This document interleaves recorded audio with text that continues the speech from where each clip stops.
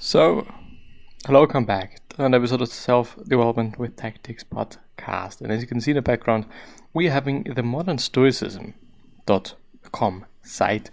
And I'm gonna have a look at, let me see if that's correct, it should be fine, whether we have a new article. So it's probably gonna be part 3 of the new of Enchiridion, or the handbook by Epictetus, a new translation. There is part 2, Stoicism and Grieving a Pet's Death by Greg Sadler. Because I have the feeling that I already went through handbook part 2 fully, and I think yes I have. But because this is the case, I'm just gonna search for another article, another one that sounds good, that sounds interesting. And then let's have a look at, because the thing is we can always learn something. Let's have a look. Epictetus, Dichotomy of Control, Podcasts, Philosophy. What can I find here? Load more. Completes the Stoic Attitude Scale online. What is this? I want to see. I want to see what this is. There was a problem. Yeah, nice.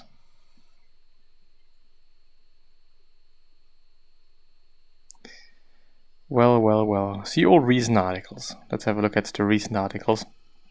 For some reason it does not load automatically. I don't know why. The Stoic. Is this a newsletter? It might be a newsletter, but I don't know.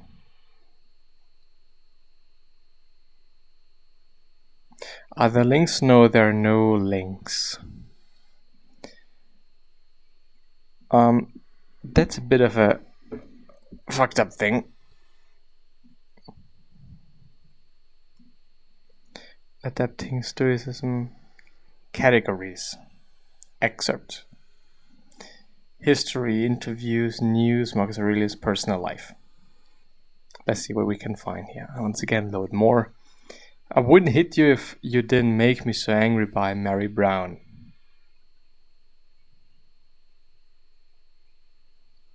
Stoicism and overcoming anxiety, death, and Stoicism. Let's see this, because, well, I kind of already know the answer to this, but I kind of also do not. It's probably going to take me a bit more. Well, no, I'm going to do this today.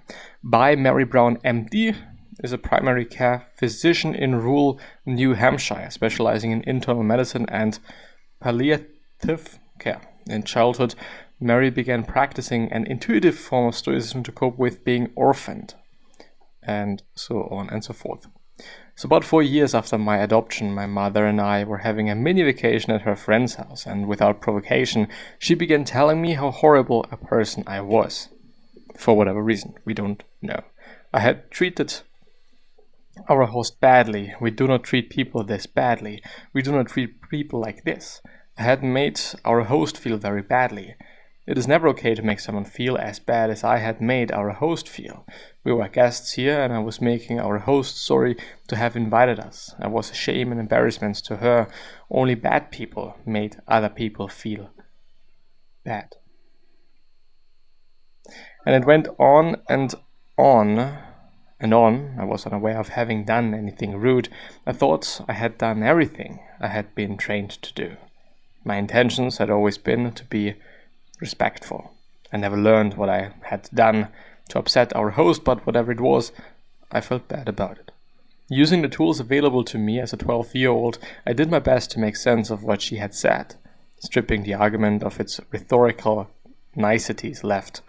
First, my mother is a reliable source of information. Second, good people do not make other people feel bad. And third, I made our host feel bad. Therefore, I am not good. Well, and when we're thinking about that, it is just a set of random shit, kind of, which, well, gotta have to check really quickly if the stream is even working, because I do not see anything moving, and also my phone apparently logged out of my account. So let's have a quick look at what we can find here.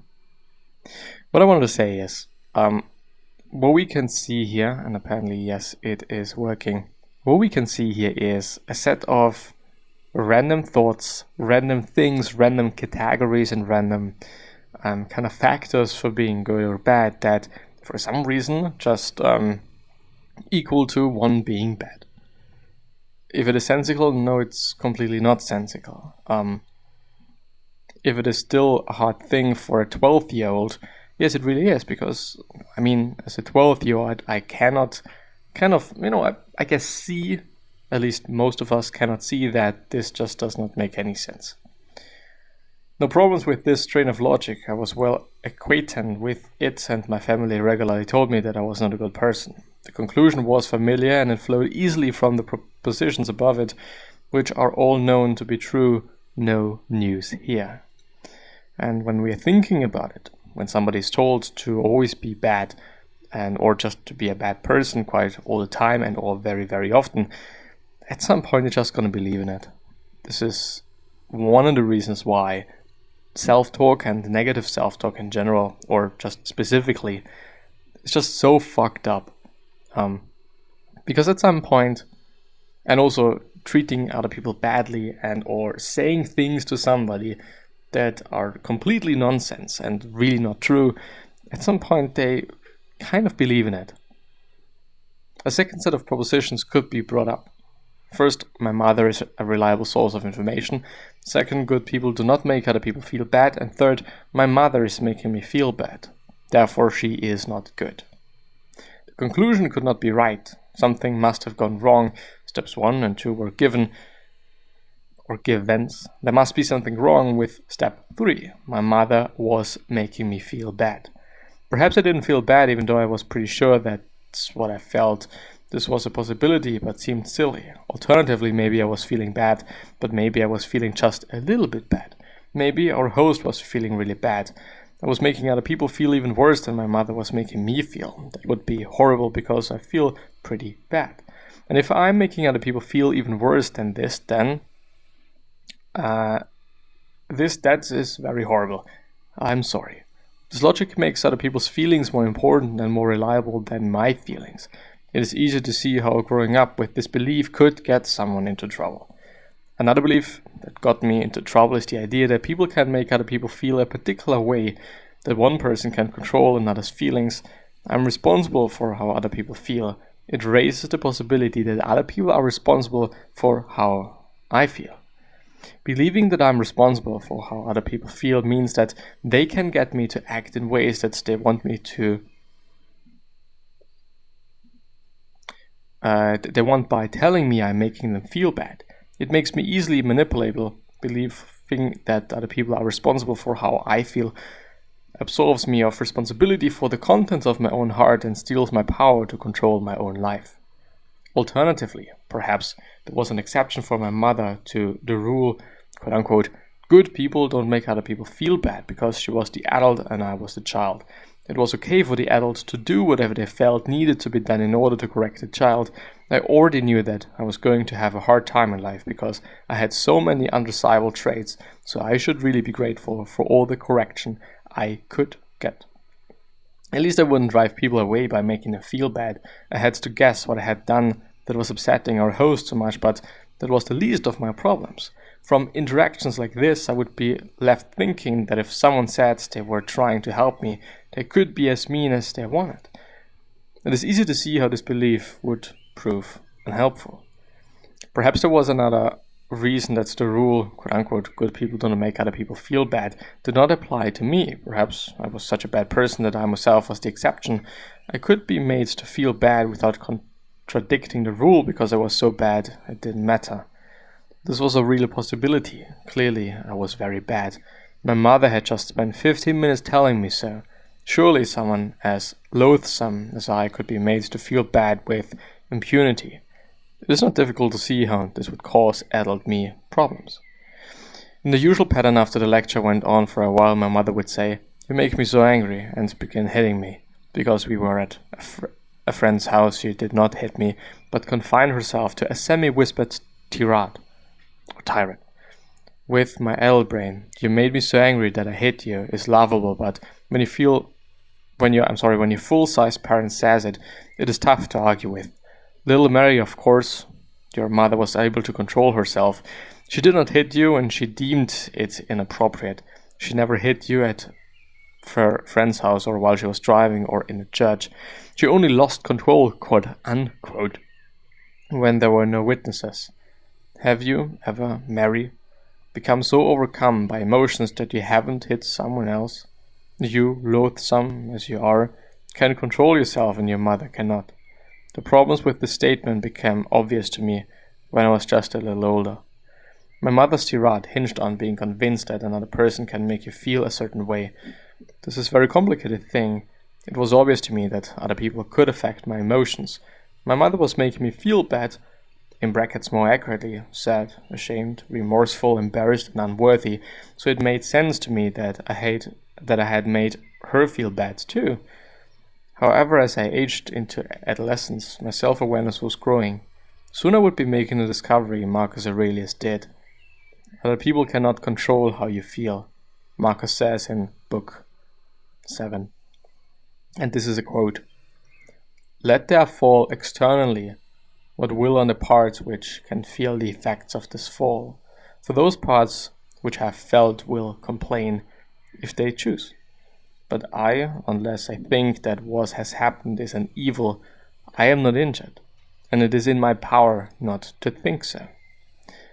I knew from my own experience when someone in the room feels angry and yells at me, I felt afraid. When someone told me I was lazy, dishonest, and unlovable, I felt bad. When I became a little older, I realized that it lasted for a brief moment, and then often I was able to have a more reasoned response to the lecture. My response was consistent with what Viktor Frankl describes. Between stimulus and response there is a space. In that space is our power to choose our response. In our response lies our growth and our freedom. This was the beginning of developing my own Stoicism. I have previously written that the Stoic maxims can be like a foot shoved into a slamming door and can help me avoid giving assent to the initial feeling I have and spiraling into feeling bad, quote unquote. There is the stimulus, angry person in the room, and I cannot help the initial flash of feeling, but assenting to that feeling in the next moment is voluntary. If I can do something besides assent to it, I do not have to react to my emotion. I am in control of myself. Figuring out that other people do not control my emotions was a huge freedom. That freedom didn't make it hurt any less to be hit, but it did start to provide a way to look at, if you didn't make me so angry, I wouldn't hit you differently. After this discovery, things in my family actually got worse as I experimented with saying, it doesn't really matter if I line the silverware up correctly. For the pleasure of watching my mother's face contort in rage, I would think, I did that. I can make her lose control of herself so easily. And she cannot make me lose control of myself even by grabbing my hair and using it as a handle to knock my head against the wall.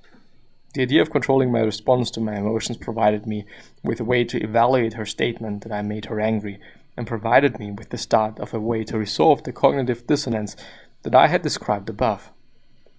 But it also provided me with more pain. Sadly, I could only control my mother in one direction. Try as I might, and I sure tried hard, I could never find the switch that turned her into the generous, fun, loving mother that she could be every now and again. And now 30 years after those lectures have ceased, I'm still learning about the space between the impulse and the response. I know to notice what I am responding to, where is an angry person in the room. When things are going well, I feel the anger. Notice it and point it out to myself. Remind myself that the person is angry. Carefully check that I am not responding to make their anger go away. Remind myself that I am safe, and then attend to the situation at hand. This is easier to do professionally and more difficult to do with my family. Some days I'm successful and some days I'm not.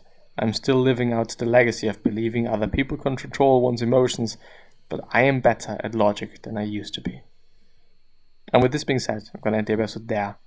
Have a good day. Think about it. And hopefully see you soon. So, bye-bye.